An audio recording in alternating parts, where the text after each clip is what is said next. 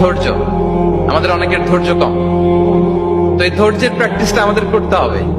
আমরা যেন অস্থির না হয়ে যাই, আমরা যেন আতঙ্কিত না হই, আমরা যেন প্রশান্ত থাকি, আমরা যেন ধৈর্যের প্র্যাকটিস করি। বিশেষ করে আমাদের সন্তানদের এটা শেখাতে হবে, কারণ ধৈর্য এটা এমন একটা গাছ যে গাছের সারা গায়ে কাটা কিন্তু এর ফলটা বড় মিষ্টি।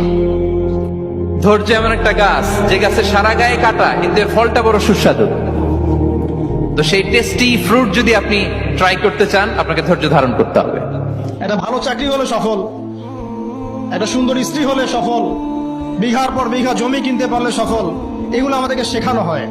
আল্লাহ পাক কোরআনে বলছেন, ফামান যুহজিহা আনিন নার ওয়া উদখিলাল জান্নাহ ফাকাদ ফাজ।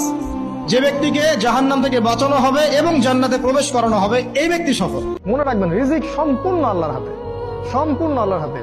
আপনি যদি মনে করেন যে এই চাকরি, হারামের চাকরি না করলে আমার চলবে না, আমার বউ খাইতে পারবে না, আমার মা খাইতে পারবে না, আপনি একটা শিরিক করেছেন। কি শিরিক? আপনি রিজিকের দায়িত্ব নিজের হাতে নিয়ে নিয়েছেন। আপনি আপনার তাকদির লেখার চেষ্টা করছেন। আল্লাহ পাক আপনার তাকদিরে যত দানা খাবার আছে ওটা আপনাকে দিবেনই দিবেন।